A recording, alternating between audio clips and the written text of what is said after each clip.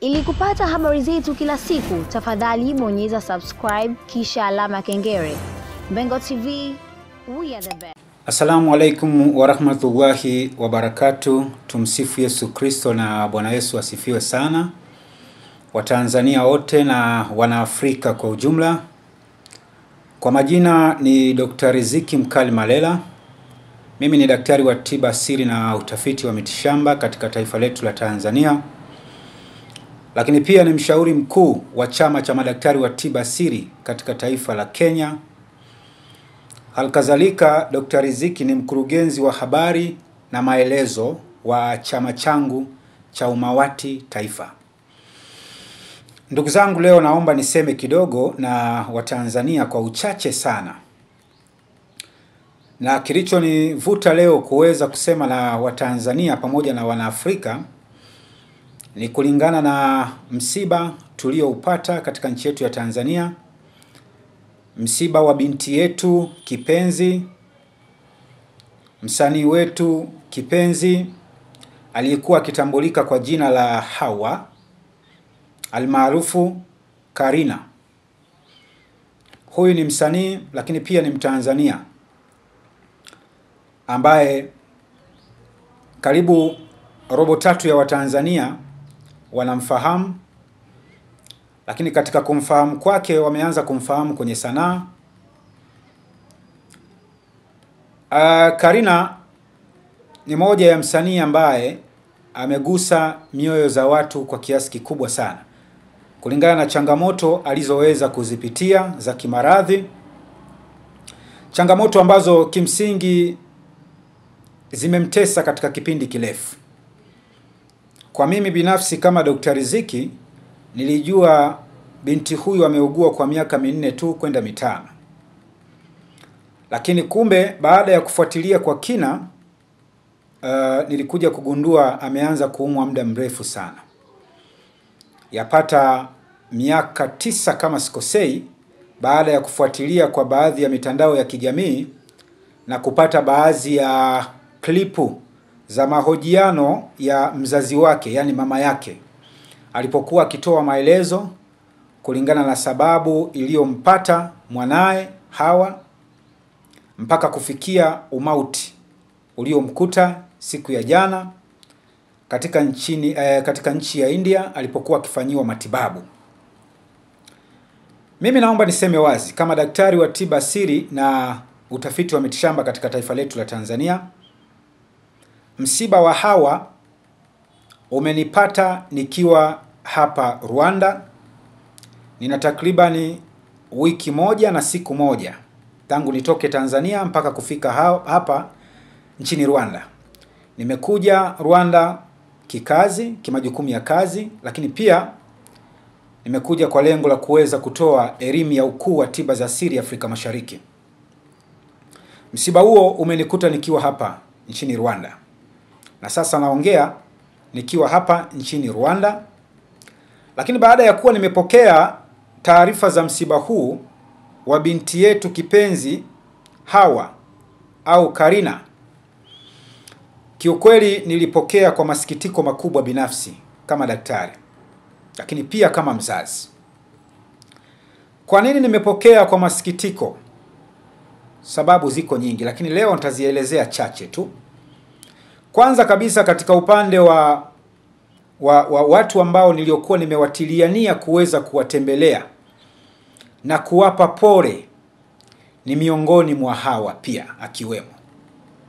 Nilitia nia toka mwaka jana mwezi wa 7 kwamba natakiwa kuweza kufanya ziara ya kuwatembelea wagonjwa akiwemo Hawa. Lakini kulingana na harakati za kusafiri huku na kule, sikuweza kufanikiwa kuweza kuonana naye mpaka umauti kumfika siku ya juzi. Kwa hivyo kiukweli nilizipokea taarifa kwa masikitiko makubwa, kwa sababu lengo langu mimi nililokuwa nimelikusudia na kulitilia nia halikuwa limetimia. Nafikiri niliwahi kuzungumza kwamba Katika watu ambao nimekusudia kuweza kuwatembelea mahospitalini ni pamoja na hawa, lakini pia kulikuwa na dada mmoja anaitwa Wastara, ni msanii na yeye wa maigizo nchini Tanzania. Hao wote nilishawahi kubahatika kufanya nao mawasiliano. Mfano hawa, mama yake nilifanya mawasiliano naye, nikaahidi kwenda kutembelea, lakini sikupata nafasi hiyo. Halikadhalika Wastara nilifanya mawasiliano naye mpaka mara ya mwisho jana, kutaka kujua yuko wapi, endapo kama nikirudi nchini Tanzania nipate nafasi ya kwenda kumtembelea. Lakini kupitia kifo cha Hawa kumekuwa na maneno mengi sana yakizungumzika, mengi mno. Kila mmoja anaandika anavyoweza. Lakini kilichokuja kunisikitisha zaidi mpaka leo kuamua kuzungumza na Watanzania na Waafrika, mimi nina grupu langu la WhatsApp ambalo grupu hilo lina zaidi ya watu 400. Lina zaidi ya watu 400 ambao wakiwa humo kwa kazi ya kuweza kufuatilia vipindi vyangu mbalimbali vinavyoelimisha kuhusiana na ukuu wa tiba za asili Afrika Mashariki. Hakika watu wengi wanajifunza kupitia grupu hilo. Lakini baada ya msiba huu kujitokeza, nilipata SMS nyingi sana kwa wanafunzi walioko kwenye grupu hilo, lakini watu mbalimbali wanaonifahamu katika mataifa ya Afrika Mashariki, wakiniuliza, Dr. Riziki, hivi kweli mmeshindwa kuweza kumsaidia Hawa mpaka anapoteza maisha? Ni baadhi ya meseji ambazo nilipata kutoka kwa wafuatiliaji wangu mbalimbali.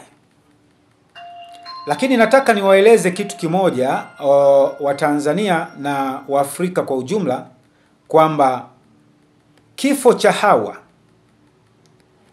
cha Hawa, kwanza ikumbukwe, kifo hupangwa na Mwenyezi Mungu. Kifo chochote kinachomkuta binadamu aliyekuwa hai au kiumbe yoyote aliyekuwa hai ni mipango ya Mwenyezi Mungu. Ingawa nilisikiliza kwa umakini baadhi ya interview za Hawa mwenyewe, lakini pia nilisikiliza kwa umakini baadhi ya interview za mama yake. Kwa asilimia karibu 75 ya kifo cha Hawa, kwa maelezo ya mama yake na ushahidi aliyokuwa nao, ni wazi kwamba kifo cha Hawa kimehusishwa na imani za kishirikina. Na ndipo ambapo, kwa sababu mimi ni mtoa elimu kwa Waafrika wote, wakaamua kuweza kunifuata inbox na kuniuliza kwa herufi kubwa, daktari, mmeshindwa kweli kumsaidia Hawa mpaka inafikia hatua hiyo? Sasa leo naomba niseme na Watanzania pamoja na Wanaafrika wote, nitoe majibu ya hiki ambacho niliulizwa. Nataka niwaambie kitu kimoja, ndugu zanguni, wanaokufa au wanaopatwa na changamoto za maradhi pamoja na vifo kwa njia za kishirikina ni wengi sana. Kwanza nataka mlitambue hilo. Si Hawa tu peke yake, isipokuwa Hawa ameataki nafsi za watu wengi, ameenda kukonga nyoyo za watu wengi katika upande wa hili tukio lililotokea. Ni kwa sababu tu ya umaarufu wake. Alikuwa maarufu, watu wengi wanamfahamu. Lakini nataka niweke sawa hili, ndugu zanguni. Watu wanaopatwa na changamoto kama hizi ni wengi sana. Nathubutu kusema kwamba sisi madaktari wa tiba asili si kana kwamba tumeshindwa kuweza kumsaidia Hawa kwa changamoto alizozipitia. Isipokuwa changamoto kubwa ambayo naomba niikiri hapa mbele yenu, madaktari wa tiba asili hatuna ushirikiano. Madaktari wa tiba asili Afrika Mashariki hatuna ushirikiano. Wenzetu hawa watu wabaya tunaoita washirikina, wachawi, wana ushirikiano mkubwa sana, mkubwa mno. Right, na sisi madaktari wa tiba asili tungekuwa na muungano huo kama ambao wanavoungana washirikina, watu wabaya kwenye kuharibu, sidhani kama watu wetu wangekuwa wanaangamia kiasi hicho. Na ndugu zanguni, ikumbukwe, sisi madaktari wa tiba asili tunapitia changamoto nyingi sana, hasa tunapokuwa tunapokea wagonjwa wa namna hii walioharibiwa na wao. Tunapitia changamoto nyingi sana. Na kama endapo daktari wakikukuta ni legelege, unaweza ukamwacha mtu akafa. Kwa sababu wenzetu wana ushirikiano. Wanapoona kwamba mgonjwa huyu amepelekwa kwa daktari fulani kwa ajili ya matibabu, wabaya hao mara nyingi huwa wanakutana kwenye vikao vyao na kuweza kutengeneza kitu kinaitwa salenge, yani mjumuiko. Wakishatengeneza mjumuiko, wanakwenda kumwataki huyo daktari na kumpa onyo. Sasa kukuta daktari ni legelege, anao uwezo wa kuweza kumwacha mgonjwa huyo na akaweza kupotea katika uso wa dunia. Na ukimkuta daktari ana misimamo yake, mara nyingi wabaya hao huwa wanakimbia na wanasahau lile ambalo wameliacha. Kwa hivyo ndugu zanguni wa Tanzania na wa Afrika, nimeona ni share na nyinyi leo video hii ili kusudi mpate kuweza kujua.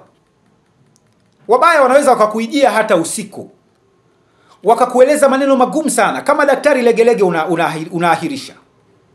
Lakini kama daktari mwenye msimamo na ukasimamia haki ya Mungu kwa karama aliyokupa Mwenyezi Mungu, kwamba liwalo na liwe na msaidia, tungekuwa mbali sana.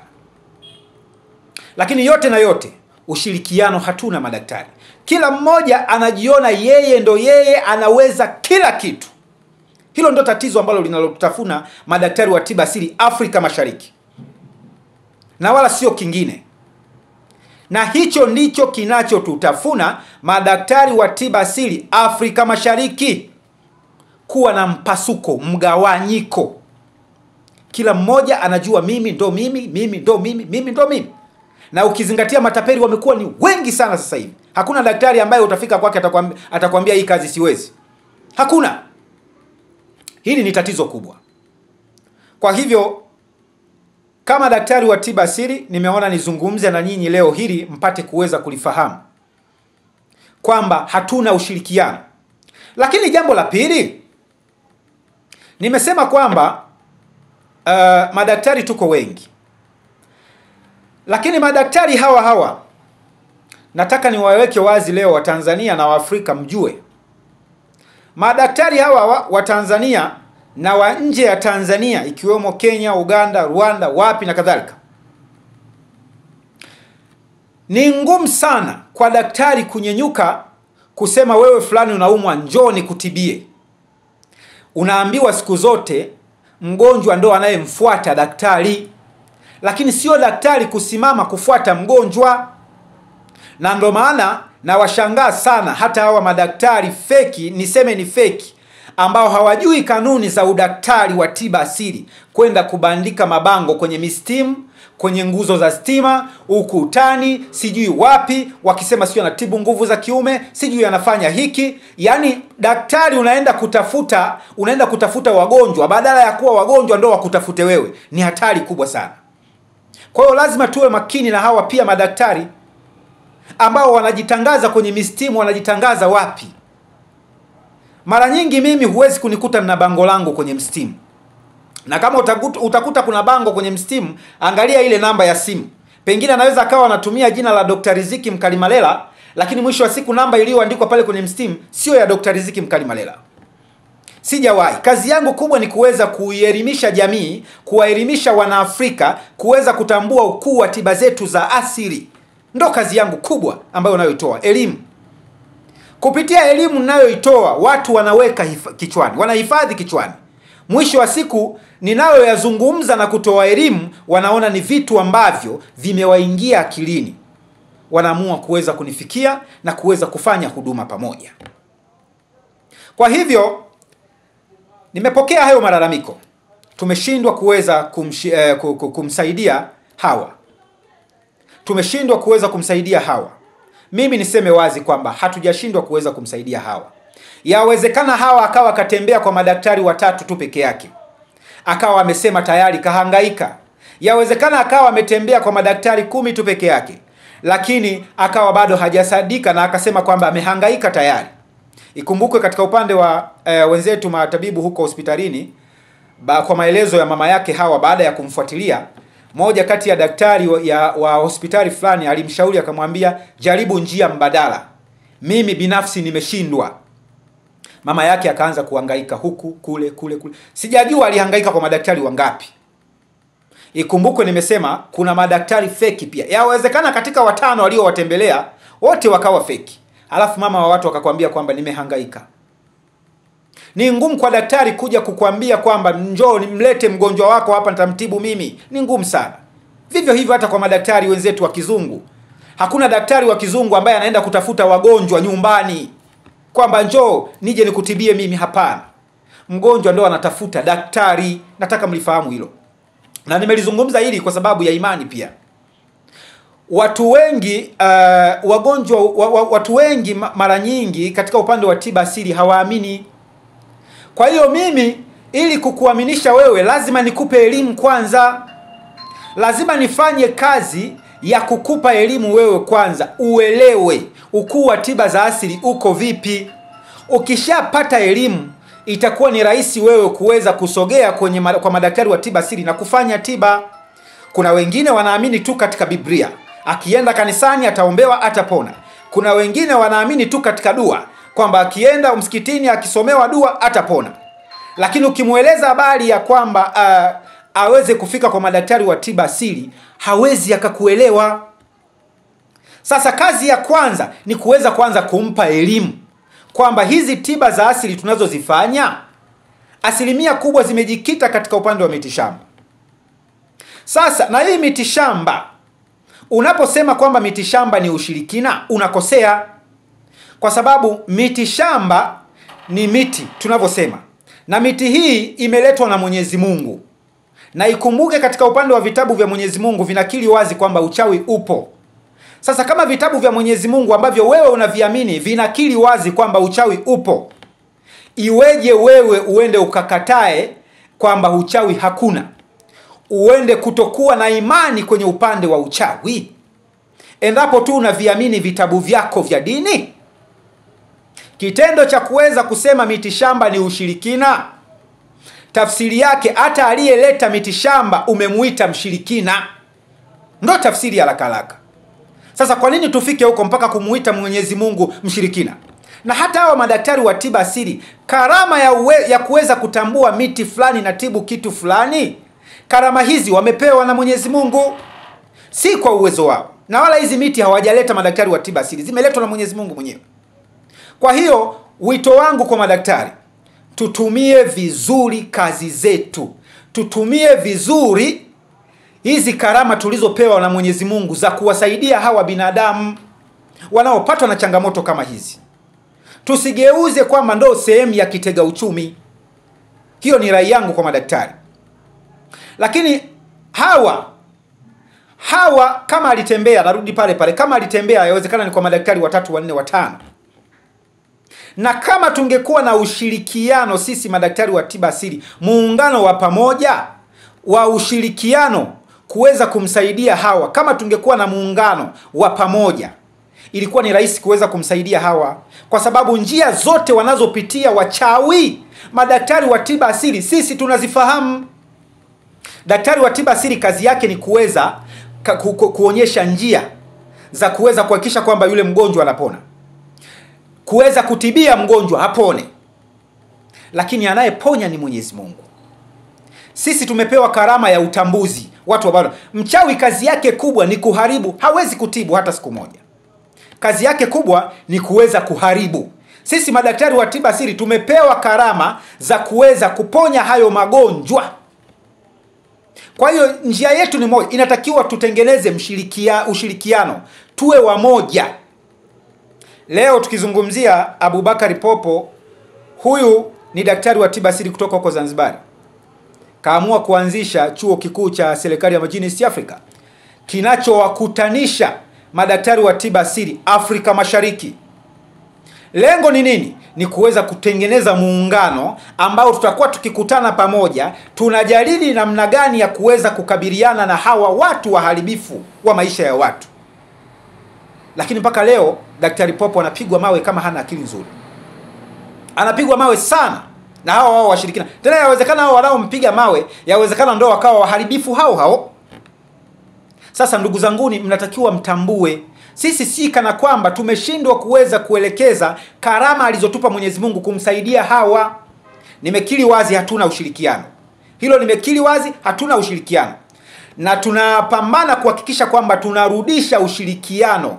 Na ndipo ambapo kuna mzimu wa Afrika ambao umeanzishwa chini ya mimi mwenyewe kuuanzisha, ambao kila mwaka madaktari wa tiba asili tunakutana pale kwa ajili ya kuweza kujadili mambo mbalimbali, kwa ajili ya kuweza kubadilishana nyenzo.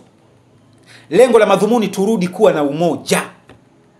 Kwa hiyo hatujashindwa kuweza kumsaidia Hawa.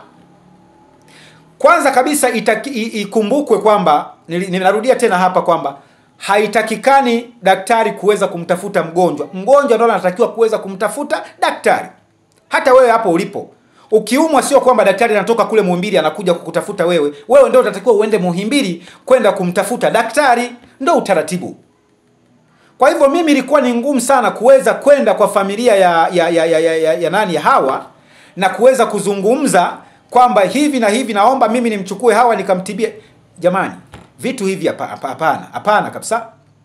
Kweli nilikuwa nimetia nia kuweza kufika kumuona Hawa, lakini Mwenyezi Mungu hakutaka, mpaka Mwenyezi Mungu kuamua kuchukua uhai wake, hakutaka mimi kuweza kuonana na Hawa. Na lengo ilikuwa ni kufika nyumbani kwao kumpa pole kulingana na changamoto anazozipitia. Kwa hivyo ndugu zanguni, naomba niweke wazi katika hili. Hatuna nia mbaya madaktari wa tiba asili na Waafrika wote na Watanzania wote. Isipokuwa inatakiwa mzijue kanuni na sheria za tiba. Inatakiwa mjue imani, cha kwanza imani. Amini. Imani yako ndio inayokwenda kukuponya wewe. Unapokuwa unakuja kwangu kufanya matibabu alafu huna imani, usitegemee kwamba utapona. Lazima utangulize imani kwanza. Lakini kama imani huna, unasikia tu kwa Dr. Riziki labda, au kwa Dr. Juma, au kwa Dr. Mahamudu, au kwa Dr. Hadija, unakwenda lakini bila imani. Nilishawahi kuzungumza, hata kanisani au msikitini ukienda bila imani, unatuanga maji kwenye kinu. Lazima utangulize imani yako mbele kwanza. Kwa hivyo Watanzania na Waafrika, sisi madaktari wa tiba asili si kana kwamba tumeshindwa kuweza kumsaidia Hawa. Tunapitia changamoto nyingi sana, si kwa Hawa peke yake tu. Wagonjwa wengi wanaotufikia maofisini kwetu, tunajitahidi kupambana kadri ya uwezo kuhakikisha kwamba tunaweka sawa afya yake kwa kumuomba Mwenyezi Mungu sawia. Anakwenda kunyoosha na mtu anakaa sawa. Kwa hivyo ndugu zanguni, naomba mtambue, tuko na Watanzania lakini tuko na Waafrika pia. Lakini pia niombe serikali zetu zote za Afrika, hebu zielekeze nguvu upande wa tiba zetu hizi za asili. Madaktari wa tiba asili wanadharaulika. Lakini wakuwaheshimisha hawa madaktari wa tiba asili ni serikali zetu sisi wenyewe Afrika. Inatakiwa mtutizame kwa jicho la tatu. Sawa, nakiri wazi, mnatupa vibali vya kufanya shughuli zetu kwa nafasi pana, kwa uhuru. Alhamdulillah, hilo tunalishukuru sana. Lakini elekezeni nguvu ya ziada upande wetu sisi pia. Pindi ambapo mnapoona changamoto za mgonjwa hospitalini zimeshindikana na kuna dalili zote kwamba ugonjwa huu sio wa hospitali, mpatieni transfer mgonjwa huyu kuja kwa madaktari wa tiba asili. Lakini sio kwa kauli tu ya uvunguni kwamba hangaikeni tiba mbadala au sijui jiongezeni sijui na nini. Kauli kama hizo za uvunguni za kazi gani? Muandikieni transfer ya kwenda kuwatafuta madaktari wa tiba asili waweze kumsaidia. Tayari mmeshajiridhisha kwamba tatizo hili sio. Mfano nimemfuatilia mama anasema wamemshona Hawa wamemshona Hawa hii nini upasuaji wake. Baada ya kumshona sijui nyuzi ngapi, walivyoamka usiku wakakuta zile nyuzi zimekatakatwa. Yaani zimekatwa kama zimekatwa na wembe. Sasa bado mnashindwa kuweza kuamini kwamba kuna uchawi. Lakini bado operation yake ya pili mama anasema alivyoenda kufanyiwa ultrasound akakutwa sijui kuna nyembe sijui 2 tumboni kwa Hawa. Bado mnashindwa kuamini kwamba kuna ushirikina. Inabidi tuamke Afrika. Tuamke wa Afrika. Tusirudishe lawama, tusishushe lawama kwa madaktari wa tiba asili kwamba tunashindwa kuweza kuwahudumia Waafrika. Tumekiri wazi ushirikiano hatuna kama wenzetu wachawi wanavyofanya ushirikiano. Na katika kuhakikisha ushirikiano wetu unarudi, ndipo ambapo tumetengeneza mfumo wa kukutana kila mwaka kwenye maazimisho ya mwaka fulani wa mzimu wa Afrika. Lengo ni kuweza kupeana elimu na kuweza kubadilishana nyenzo. Tunazungumza mengi sana pindi tunapokuwa tumekutana. Kwa hivyo ndugu zanguni wa Tanzania na wa Afrika kwa ujumla, naomba muelewe tunawapenda sana madaktari wa tiba asili. Lakini wito wangu kwa serikali, tuungeni mkono kwa jitihada hizi kubwa tunazozifanya za kutoa elimu kwa mataifa yetu ya Afrika Mashariki. Tuungeni mkono katika tiba zetu za asili tunazozifanya. Leo hii tuna miti, tuna kila rasilimali ya miti bara letu la Afrika. Hizi miti India huko ndo wanazozitumia kuweza kutengeneza madawa, ambako leo sisi wenyewe Afrika tunapopatwa na matatizo ndo tunakwenda huko India kwenda kutibiwa, ndo kimbilio letu limekuwa, wakati sisi wenyewe tuna nyenzo za kutosha hapa Afrika. Kwa nini serikali zetu zisitumie hao madaktari wa tiba asili, watafiti, kuweza kubaini miti gani na tibu maradhi gani, na wao kuweza kuungana mkono na sisi kuzifanyia kazi miti hizo kwa kuleta mitambo ya kutengeneza vidonge vya miti hizo? Ugumu unakuja wapi? Kwa nini wenzetu China wanaweza? Kwa nini wenzetu India wanaweza? Na ndipo ambapo leo hii sisi tunakimbilia India, tunakimbilia China. Waliwezaje sisi Afrika tushindwe na nini? Ni jambo la kujiuliza sana. Kwa hiyo naomba rai kwa serikali za Afrika Mashariki zote kuungana na madaktari wa tiba asili kuhakikisha kwamba tunakwenda kushinda vita hii. Sisi tuko tayari kwa umoja wetu ambao tumeuanzisha, na naamini kadri siku zinavyozidi kwenda umoja huu utakwenda kuwa mkubwa zaidi. Hivyo serikali zetu za Afrika tutizameni kwa jicho la tatu, tuungane kwa pamoja kuweza kushirikiana kwa ajili ya kuweza kuwakomboa Waafrika na Watanzania. Hiyo ndo rai yangu kwa serikali. Sina mengi kwa leo, naomba niishie hapo. Asanteni sana.